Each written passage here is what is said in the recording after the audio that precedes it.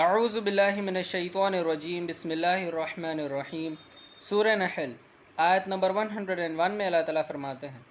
اور جب ہم کوئی آیت کسی دوسرے کی جگہ بدل دیتے ہیں اور اللہ جو نازل فرماتا ہے اسے خوب جانتا ہے، اور کافر تو کہتے ہیں کہ تم اپنی طرف سے بنا لیتے ہو، ان میں اکثر نادان ہیں۔ آیت نمبر 102 میں اللہ تعالیٰ فرماتے ہیں،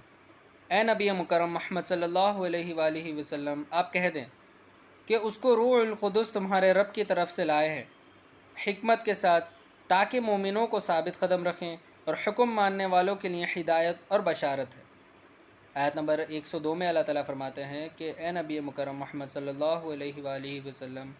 آپ فرما دیجئے کہ اس قرآن شریف کو جبرائیل علیہ السلام، روح القدس یعنی جبرائیل علیہ السلام رب کی طرف سے آپ کے پاس لائے ہیں حکمت کے ساتھ، تاکہ ایمان والوں کو ثابت قدم رکھیں اور حکم ماننے والوں کے لیے ہدایت ہے اور بشارت ہے۔ قرآن شریف میں آیت نمبر 103 میں اللہ تعالیٰ فرماتے ہیں، اور ہم کو معلوم ہے کہ یہ لوگ کہتے ہیں کہ اس رسول کو ایک شخص سکھا جاتا ہے جس کی طرف یہ اشارہ کر رہے ہیں، اس کی زبان تو عجمی ہے اور یہ قرآن صاف عربی زبان ہے۔ آیت نمبر 104 میں اللہ تعالیٰ فرماتے ہیں، بلا شبہ جو اللہ کی آیت پر ایمان نہیں لاتے، اللہ ان کو کبھی راہ پر نہیں لگائے گا اور ان کے لیے دردناک عذاب ہے۔ آیت نمبر 105 میں اللہ تعالیٰ فرماتے ہیں، پس جھوٹ افطرا کرنے والے تو وہی لوگ ہیں جو اللہ کی آیت پر ایمان نہیں لاتے، اور یہ لوگ جھوٹے ہیں۔ آیت نمبر 106 میں اللہ تعالیٰ فرماتے ہیں، جو ایمان لانے کے بعد بھی اللہ سے کفر کرے مگر جس پر زبردستی کی جائے، بشرط یہ کہ اس کا دل ایمان پر مطمئن ہو، لیکن جو دل کھول کر کفر کرے تو ایسے لوگوں پر اللہ کا عذاب ہوگا اور ان کے لیے بہت بڑا عذاب ہوگا۔ آیت نمبر 107 میں اللہ تعالیٰ فرماتے ہیں، یہ محض اس لیے ہے کہ انہوں نے اس دنیا کی زندگی کو آخرت کی زندگی کے مقابل میں زیادہ عزیز رکھا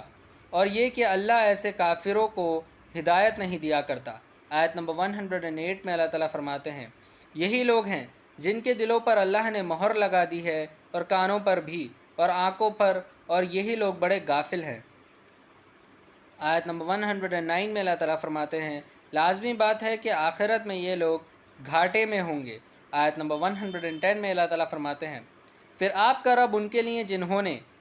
آزمائے جانے کے بعد ہجرت کی، پھر جہاد کیا اور صبر کیا، تو آپ کا رب ان عمل کے بعد بڑی مغفرت والا اور بڑی رحمت والا ہے۔ آیت نمبر 111 میں اللہ تعالیٰ فرماتے ہیں، جس روز ہر شخص اپنی طرف سے جھگڑے گا اور ہر شخص کو اس کے اعمال کا پورا بدلہ ملے گا اور ان پر ظلم نہ ہوگا۔ آیت نمبر 112 میں اللہ تعالیٰ فرماتے ہیں، اور اللہ ایک بستی والوں کی عجیب حالت بیان کرتا ہے کہ وہ امن و امان کی زندگی گزار رہے تھے، ان کے کھانے پینے کی ہر چیز ہر طرف سے بڑی فراغت سے ملتی تھی، تو انہوں نے خدا کی نعمتوں کی ناقدری کی، تو اللہ نے ان حرکت کے سبب ایک زبردست قحط اور خوف کا مزہ ان کو چکھا دیا۔ آیت نمبر 113 میں اللہ تعالیٰ فرماتے ہیں، اور ان کے پاس انہی میں سے ایک رسول بھی آیا تو انہوں نے اس کو جھٹلایا، پھر ان کو عذاب نے آ پکڑا اور وہ ظلم نہ ہوگا۔ آیت نمبر 114 میں اللہ تعالیٰ فرماتے ہیں، سو جو چیزیں اللہ نے تم کو حلال اور پاک دی ہیں ان کو کھاؤ اور اللہ کی نعمتوں کا شکر کرو اگر تم اس کی عبادت کرتے ہو۔ آیت نمبر 115 میں اللہ تعالیٰ فرماتے ہیں، تم پر تو صرف مردار کو حرام کیا ہے اور خون کو اور سور کے گوشت کو اور اس چیز کو جس کو اللہ کے سوا کسی غیر کے نام کر دیا گیا ہو، پھر جو بہت بے چین ہو مگر لذت کا خواہاں نہ ہو اور حد سے آگے بڑھنے والا نہ ہو، تو اس کو کچھ کھا لینے کی اجازت ہے، اللہ بڑا ہی بخشنے والا مہربانی کرنے والا ہے۔ آیت نمبر 116 میں اللہ تعالیٰ فرماتے ہیں، اور جن چیزوں کے بارے میں تمہارا صرف زبانی جھوٹا دعویٰ ہے، ان کی نسبت یہ نہ کہا کرو کہ یہ حلال ہے اور یہ حرام ہے کہ اللہ پر بہتان باندھو، بے شک جو لوگ اللہ پر جھوٹ باندھتے ہیں وہ فلاح نہیں پائیں گے۔ آیت نمبر 117 میں اللہ تعالیٰ فرماتے ہیں، یہ چند روزہ عیش ہے اور ان کے لیے دردناک عذاب ہے۔ آیت نمبر 118 میں اللہ تعالیٰ فرماتے ہیں،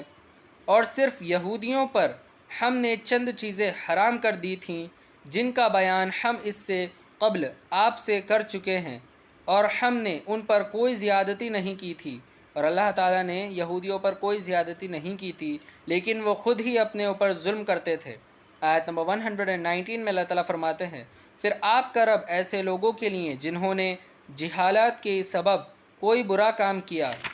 پھر اس کے بعد توبہ کی اور اپنے آپ کو درست کر لیا، تو آپ کا رب اس کے بعد بڑی مغفرت والا ہے، بڑی رحمت والا ہے۔ آیت نمبر 120 میں اللہ تعالیٰ فرماتے ہیں، بے شک ابراہیم علیہ السلام بڑے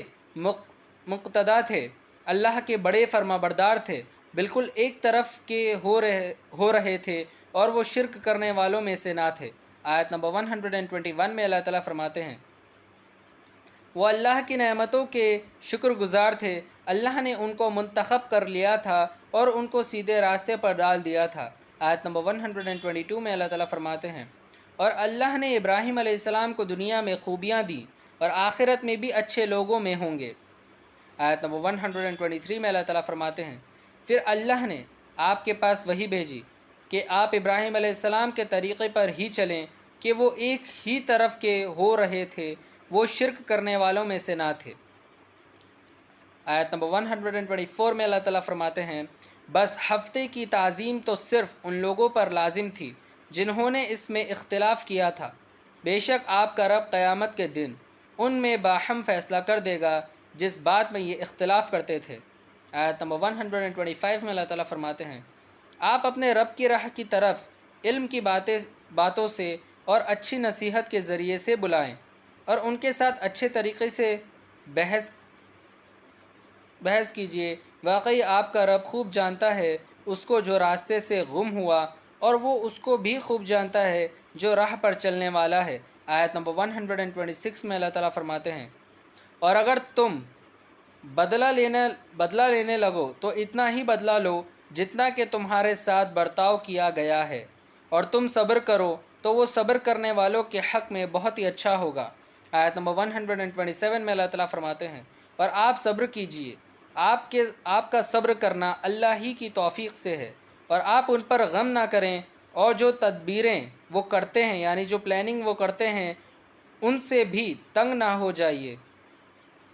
آیت نمبر 128 میں اللہ تعالیٰ فرماتے ہیں، اور اللہ ان کے ساتھ ہوتا ہے جو اللہ سے ڈرتے ہیں اور جو نیک کام کرتے ہیں۔ صدق اللہ العظیم و صدق مولانا رسولہ الکریم۔